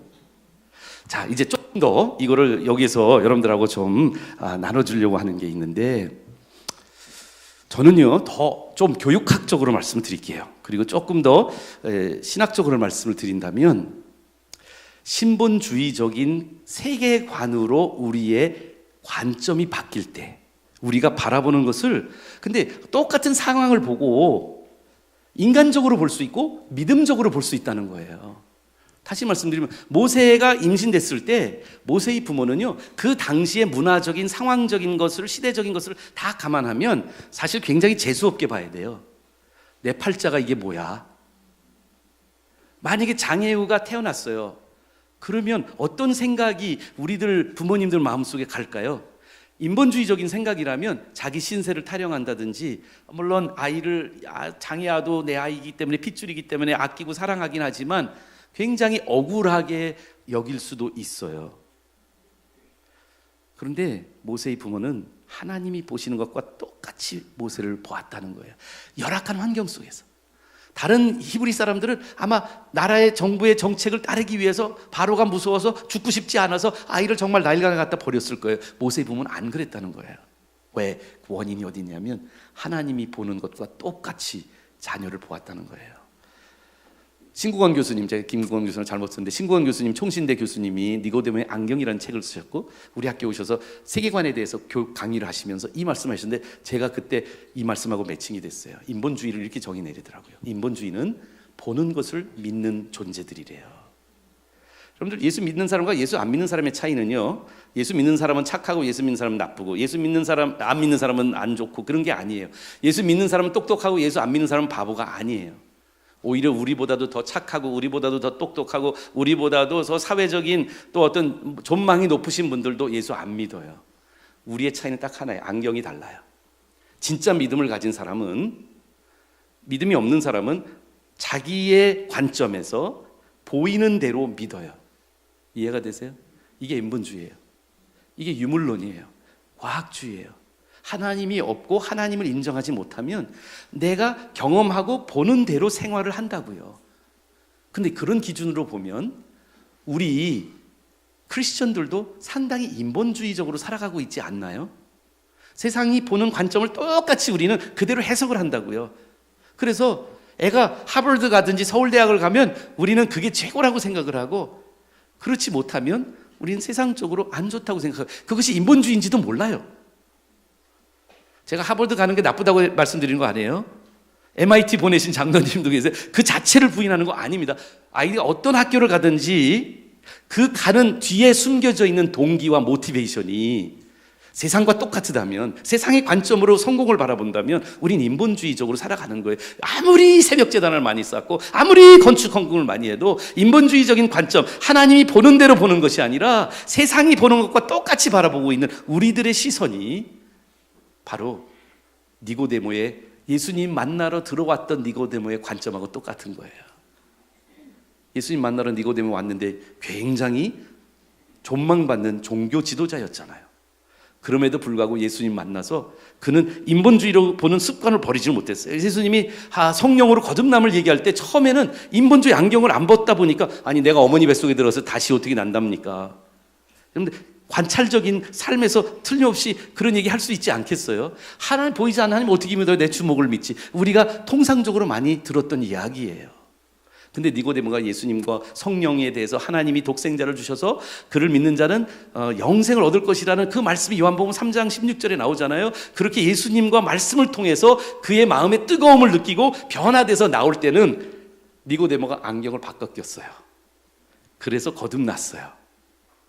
믿음의 본질은 관점의 변화입니다.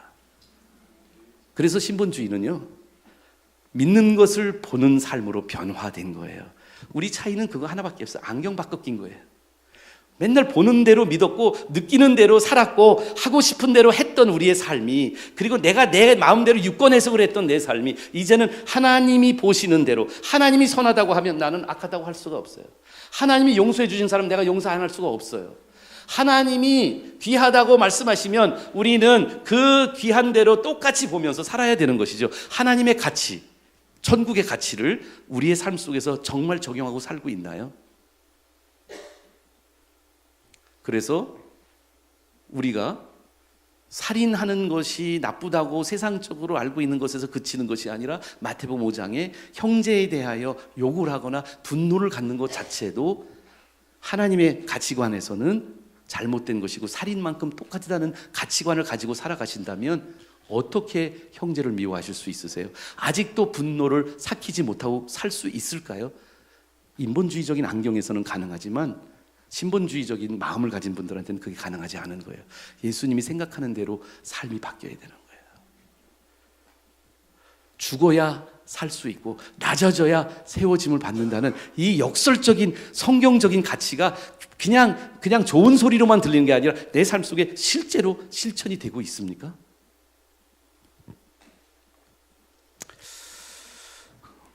제 이야기를 조금 드릴게요. 제가 이솝 우화의 미운 오리 새끼라는 이야기를 너무 좋아해요. 저 옆에 보시면 저게 이제 미운 오리 새끼의 그 사진 장면 하나라고 생각해요. 왜냐면 여러분들 옛날에 들었죠? 그 이야기? 오리 새끼들 틈바구니에 백조가 알을 낳아가지고 백조 한 마리가 태어나요. 저 약간 놀이끼리 하얀한 게 저 백조 새끼인데, 제 중학교 때 사진을 앨범에서 찾다가 보니까 이 이솝 우화하고 똑같은 장면이에요. 나머지 친구들은 그대로 까만 교복에 까만 모자를 쓰고 있는데 나만 모자 벗고 나만 하얀 낫닝구를 입은 채 눈에 너무 튀잖아요. 그렇죠? 제가 어렸을 때 오리 새끼 틈바구니에 끼어있는 백조 새끼였다니까요. 근데 백조는 세상의 관점으로 자기를 본 게, 다른 오리 새끼들이 비교하고 보았어요. 그렇죠? 그랬더니 백조가 어떻게 느껴요? 자기가 못생겼다고 느끼는 거예요. 여러분들, 백조가 이뻐요? 오리가 이뻐요? 제 친구들이 멋있어요? 제가 멋있어요? 근데 저는 제 모습이 싫었어요. 그걸 말씀드리려고 한 거예요. 왜? 인본주의 안경으로 저를 바라보니까 다른 사람들에게 반사된 내 모습을 보는 거예요. 어렸을 때부터 놀림을 받았거든요. 뺑코라고 놀림을 받으니까 내 코가 못생겼다고 생각한 거예요. 이게 틀렸다고 생각한 거예요. 내 눈 색깔이 다른 애들이랑 다르니까 저는 내가 눈이 틀렸다고 생각을 한 거예요. 놀림을 받고 그런 가운데서 저는 미운 오리 새끼들처럼 굉장히 자신에 대한 자존감이 낮았어요. 그런데 여러분들, 70년대 제가 초등학교를 다녔습니다. 옛날 기억나시나요? 도시락이? 국민학교 4학년 때 한 사건이 있었어요. 이제 처음으로 도시락을 4학년 때 싸갔어요. 3학년까지는 2부제 수업을 해가지고 아침에 오전반하고 집에 갔어요. 근데 4학년 되니까 이제 담임 선생님 내일부터 이제 그때 벤또라고 그랬어요. 벤또 싸우라고 그랬어요. 그래서 이제 집에 가서 어머니한테 이제 우리 내일부터 점심 도시락 싸달라고 부탁을 했더니 엄마가 영동시장에 가서 양은으로 된 저런 도시락 하나를 사오셨어요. 그리고 다음날 아침에 일어나니까 신문지로 싸서 고무줄로 묶어서 제 책가방에 넣어주셨어요. 학교에 갔더니 애들이 엄청나게 그날 웅성웅성 되는 거예요. 그래서 서로도 막 궁금해하는 거예요. 그러니까 제가 이제 수원에서 제일 변두리에 있는 굉장히 가난한 아이들이 많이 사는 인계국민학교를 나왔거든요. 근데 그 인계동, 여기 인계동 우리 인계동 어르신 계신데 어디 계세요? 나 교양부, 예, 그 인계국민학교 아시죠? 자, 인계동 잘 아시죠? 맞아요. 그러니까 수원에서 그 당시에 말이죠. 좋은 학교는 어떤 학교들이었어요? 그렇죠, 맞아요. 남창, 신풍, 저희 아버님 신풍 나오셨어요. 근데 인계국민학교는 그 당시만 해도 굉장히 변들이었죠. 하루에 2번밖에 버스가 그 동네로 안 지나갔어요. 그러니까 굉장히 시골에 거기 아주 가난한 동네에 애들이 도시락을 싸우는데 대부분 아이들은 이런 도시락을 싸온 거예요. 저 그림이 잘 보일지 모르겠는데 꽁보리밥에 콩자반, 기억나죠? 염소똥 같이 생긴 콩자반. 가난한 애들은 저런 반찬밖에 못 싸와요. 근데 이 한 반에 60명이 있는데 이 아이들이 첫날 도시락을 여는데 그날 보니까 월드컵이나 올림픽 보면 개막식이 있잖아요. 첫째 날은 도시락 개막식이더라고요. 애들이 다 둘러 앉아서 한 명씩 열면서 누가 반찬 좋은가 이거 서로 누가 잘하나 자랑하는 그런 시간이었어요. 어떤 애가 도시락을 열었는데 저게 딱 첫 애가 열었는데 꽁보리밥이 나오니까 얘는 혼자서 먹더라. 애들이 안 가더라고요, 그 근처에. 근데 한 3번째 4번째 아이가 제가 이제 그때 우리 그 KBS 송신소 옆에 저기 이렇게 화분 공장이 있었고 또 방앗간이 있었죠. 방앗간 기억하시죠? 예. 그 방앗간 집 아들이 제 반이었어요. 근데 그 친구가 이런 걸 싸운 거예요. 이런 걸. 흰 쌀밥에 햄이나 뭐 장조림이나 계란 프라이에 김치볶음에 이런 도시락을 싸우니까 애들이 그 옆으로 막 가서 의자를 붙이고 걔한테 막 붙는 거예요. 알랑방귀인데 못 봐주겠어요. 저 그때부터 기도 시작했어요. 애들은 내가 교회 가니까 교회 다니는 애들 몇 명 없었어요. 그러니까 얘가 교회 다니니까 식사 기도하는 줄 아는데 저는 내 속으로 기도했죠. 주여, 혹시 우리 엄마가 콩자반 싸줬으면 물을 포도주로 바꿔주시는 예수님의 기적으로 저도 고기나 계란 나오게 해 주시옵소서. 이렇게 기도를 하고 제 도시락을 딱 열었어요. 그랬더니 뭐가 나왔냐? 햄앤치즈 샌드위치가 나온 거야. 왜 샌드위치를 싸주셨을까? 지금 생각해보면 그건 어머님의 저를 향한 사랑의 표시였어요. 어렸을 때부터 샌드위치 좋아했어요. 햄앤치즈 샌드위치 특별히 좋아했어요. 그 당시에 우리 수원 비행장에 미군들이 좀 있었거든요. 우리 집에 미군들이 많이 놀러 왔어요. 어머니가 양식으로 밥을 해주니까. 근데 그분들이 항상 이 원더브레드라는 걸 가지고 오셨어요. 하얀 빵 아시죠? 빨간 노란 달 있는 이 원더브레드에다가 부대에서 나오는 햄에다가 치즈를 주면 그걸로 만들면 너무 맛있어요. 그러니까 엄마가 큰아들 첫 번째 도시락에 가장 좋아하는 거 싸주신다고 햄앤치즈 샌드위치를 넣어주신 거예요. 근데요, 저는요 그걸 여는 순간 친구들 눈치를 봤죠. 왜냐하면 뽕보리밥일까봐 걱정을 했는데 이게 나오니까 이게 왜 하고 이렇게 내가 이랬는데 애들은 제 눈보다 더 커진 거예요. 얘네들은 처음 보는 거예요. 아니 여러분들 생각해 보세요. 이게 71년도거든요. 제가 4학년 때가. 근데 71년도 수원에 햄앤치즈 샌드위치를 본 애가 한 명도 없어요. 인계국민학교는 더 없어요. 제가 역사적으로 좀 찾아보니까 햄버거 집이 수원에 처음 들어오는 게 85년도에 롯데리아가 처음 들어왔어요. 이게 롯데리아 14년 전 이야기예요. 그러니까 샌드위치를 애들이 봤을까? 못 봤지. 그 시골 애들이 뭘 봤어. 근데 이 녀석들이 내가 이 샌드위치를 딱 들고 나는 이제 눈총이 따갑다는 말 아시죠? 그게 사실이에요. 저는 막 아팠어요. 애들의 눈이 막 콕콕콕 찔르는. 이걸 드는데 눈깔 120개가 이걸 졸졸졸졸 따라오는. 여러분들 좀 잔인하지 않으세요? 나무 아픈 얘기하는데 이렇게 웃고 있어요. 근데 그 순간에 사실은 어렸을 때 태어나서 저는 불행한 가정에서 태어나지 않았습니다. 참 엄마 아빠 저를 많이 사랑해 주셨고 경제적으로도 어렵지 않았어요. 근데 아무리 여러분들 우리가 이해하지 못하는 다 부유하다고 생각하시고 저 가정 괜찮을 거라고 생각하는 가정마다 아픔이 없는 가정이 없습니다. 나름마다 그 안에 아픔이 있어요. 저에게는 핵심이 뭐였냐면 내 외모와 미국 어머니, 그리고 다르다는 것. 튀기라는 게 제일 듣고 싶지 않았어요. 눈에 튀니까 튀기잖아요. 근데 그 말을 아이들이 할 때 제 마음은 나는 어떻게 하면 다르지 않을까? 여러분들, 어린 아이들, 티네이저들은요, 남에게 그 피어 그룹하고 다르게 느껴지는 것보다, 그래서 엄마들이 특별히 사춘기 들어간 아이들이 있을 때 형한테 물려주는 옷 같은 거 입히면 아이들 엄청나게 그 상처 입히는 일이 될 수가 있어요. 아니면 아버지 옷이 맞는다고 입히시면 절대로 안 돼요. 남들하고 똑같은 옷을 사줘야 되는 거예요. 걔네들은 다르게 느끼는 거를 가장 상처받거든요. 이질적 집단, 피어 프레셔가 얼마나 강한지 몰라요. 근데 저는 제가 지울 수 없는 게 제 외모였고, 제가 바꿀 수 없는 게 우리 어머니가 미국 사람이라는 거예요. 그 시골 동네에서 인계국민학교를 강제로 보내주신 저희 아버지, 그리고 샌드위치 싸진 저희 엄마, 도시락을 싸오라고 그 전날 얘기해 주신 우리 선생님, 그리고 이상한 눈으로 저를 쳐다봤던 아이들이 다 미웠던 거예요. 집에 오는데요, 그날 도망쳤어요. 교실을 도시락을 못 먹고 덮어버리고 저는 뛰쳐나왔어요. 왜 그러냐면 견딜 수가 없었어요. 그 순간이 막 클라이막스가 된 것 같아요. 뭐 10년 동안 제가 노력 많이 했거든요. 여러분들 뺑콜하고 놀림을 받으면 제가 어떻게 했는지 아세요? 그날 밤에 집에 가면 우리 구들장으로 된 온돌방에서 이렇게 엎드려서 잤어요. 코가 납작해지면 놀림 안 받을까 봐. 제가 가끔 가다 그 인계동 그쪽에 보면 과수원 있죠? 뒤쪽에 과수원 많았잖아요. 그럼 서리를 많이 했거든요. 그럼 여름방학 때 서리를 하면 다른 동네 친구들하고 같이 가요. 그 원두막에서 주무실 정도에, 한 2시 정도에 가서 서리를 해야 이제 제일 좋은데, 그분이 부시럭거리는 소리에 원두막 주인, 그 밭 주인이 깨면은 이렇게 보면 애들이 동서남북으로 도망가기로 약속을 했거든요. 그걸 못 쫓아오니까. 근데 그 주인이 내가 서리를 가면 꼭 우리 집에 먼저 와 있어.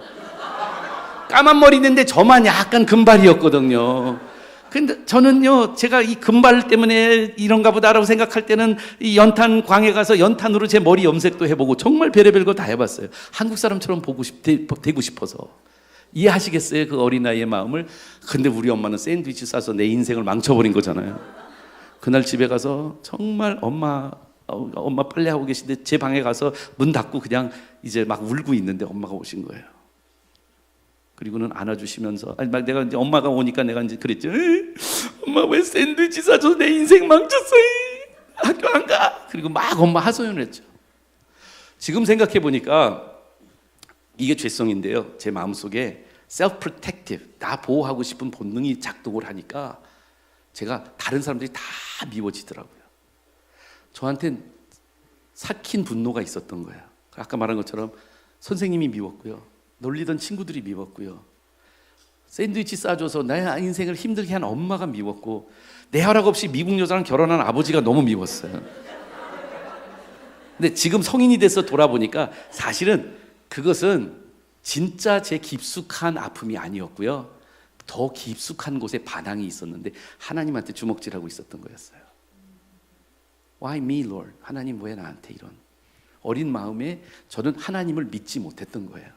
하나님이 사랑의 하나님으로 느껴지지 않았던 거예요. 제 마음의 응어리가 하나님을 향해서 열리지 않았어요. 그날 제 인생의 전환점이 왔습니다. 어머니가 제 방에 와서 저가 막 가슴을 치고 엄마 왜 샌드위치 싸줬어 하고 막 그랬을 때, 제가 엄마 나 왜 한국 학교 가야 돼? 나 왜 외국인 학교 가면 안 돼? 우리 미국 가면 안 돼? 하고 막 엄마한테 그랬을 때, 인본주의 눈으로 우리 어머니가 이렇게 저를 바라봤다면 몇 가지 어머니의 반응을 제가 지금도 연상할 수 있어요. 어휴 우리 애기 어떻게 하니? 나도 엄마가 어떻게 할지 모르겠다. 이렇게 위로해 줄 수도 있었을 거고요. 아니면 어떤 솔루션을 찾으려고 했을지도 몰라요. 아마 식모를 사서 이제부터 내일부터는 한국밥 도시락을 싸줄게 이렇게 할 수도 있었을 거예요.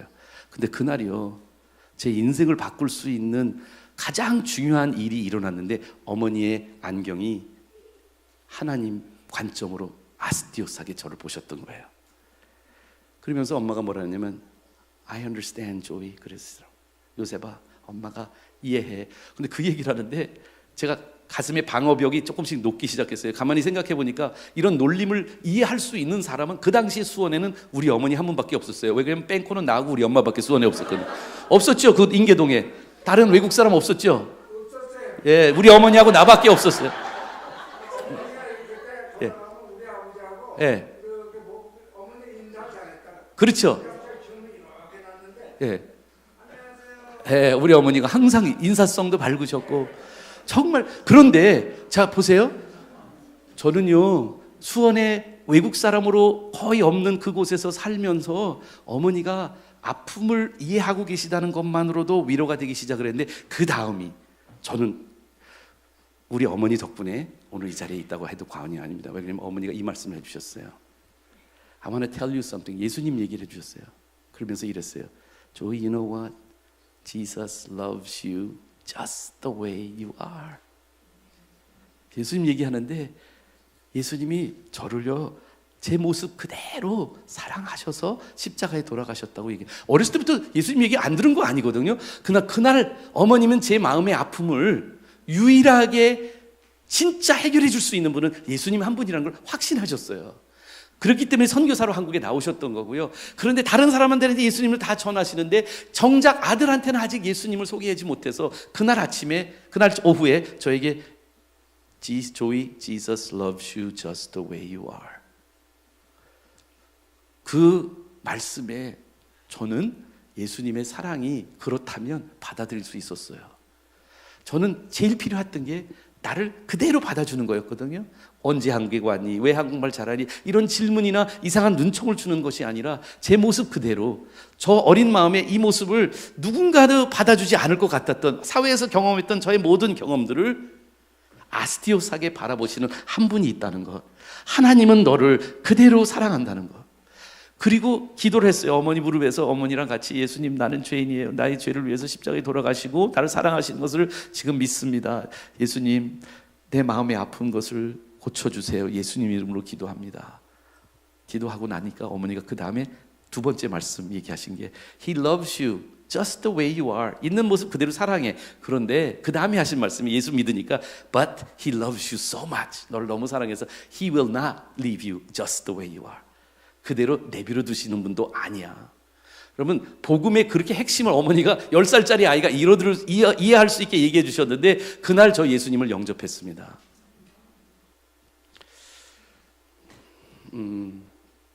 어머니가 성령의 도움을 받아서 그런 지혜가 있었다고 생각해요.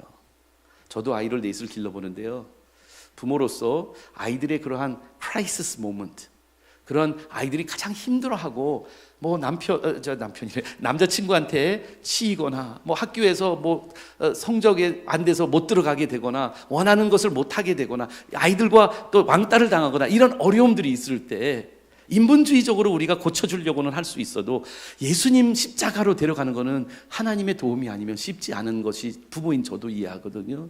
어머님이 그 위기의 순간, 저의 인생에서 가장 힘들었던 시기에 하나님이 보시는 관점을 가지고 아이를 보셨어요.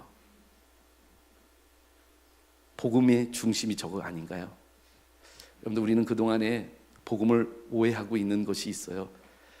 담배 끊고 술 끊고 그리고 착하게 된 다음에 교회 나와야 된다고 생각하시는 분들이 너무 많아요. 우리들이 그분들에게 해줘야 될 말이, 우리가 그분들을 바라봐야 되는 우리의 시선이 아이 저런 사람이 왜 교회 나와 하는 게 아니에요.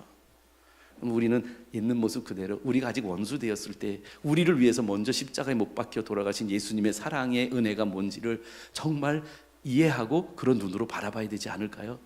저 사람이 왜 교회 왔어? 이런 눈총을 주는 것이 아니고요. 하나님은 가장 이 동네에서 악질인 분이 주님 앞으로 오는 것을 원하십니다. 용서하시고 이미 사랑하시고 십자가의 피를 다 흘려주셨어요.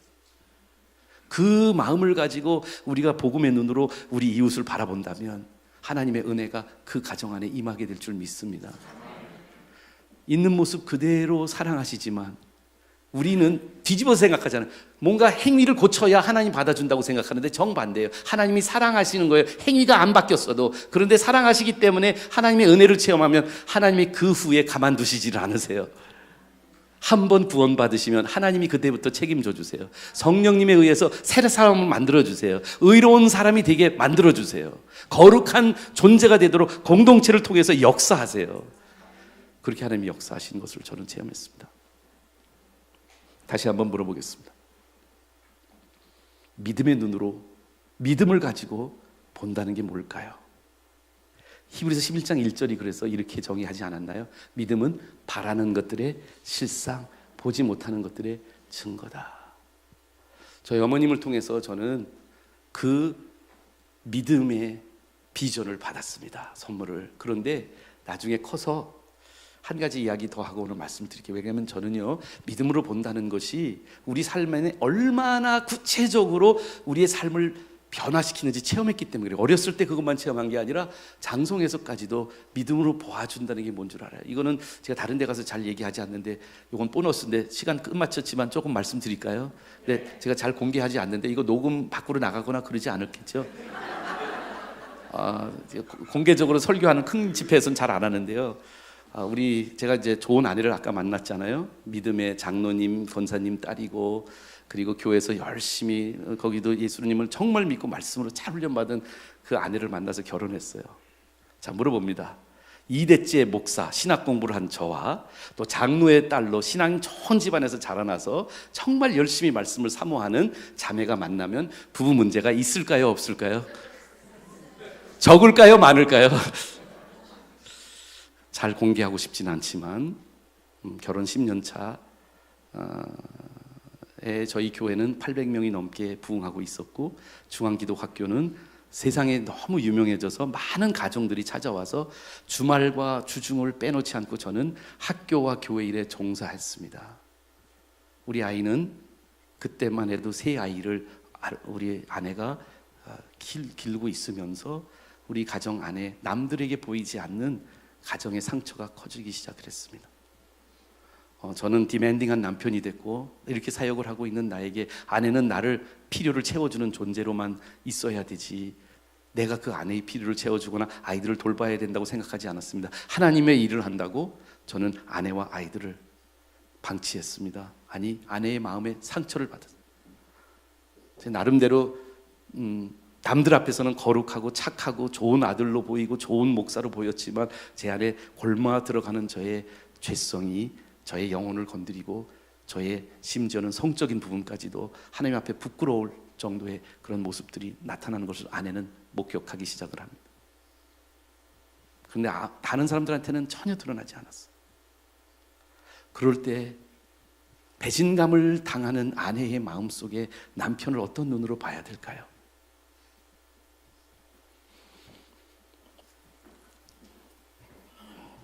제가 오기 직전에 뭐 하나를 인쇄를 해서 갖고 왔습니다. 우리 아내가 아내 컴퓨터에서 찾았어요. 그리고 제가 양해를 구했어요. 아내는 영어를 하기 때문에 영어를 쓰는데 이렇게 편지를 썼습니다. 영어로 하나님한테 기도하는 편지를 썼더라고요. 저희가 가장 힘들었을 때. Will I flee? Will I fight? Or will I forgive? 나는 도망칠까요? 싸울까요? 아니면 용서할까요? 혹시 지금도 부부 관계가 힘든 분들에게 이 말씀을 선물로 드리고 싶습니다. 아내가 이렇게 하나님한테 고백했어요. 내 머리는 나에게 flee, 도망치라고 말합니다. 내 머릿속에는 나는 먼 곳으로 멀리 도망칩니다.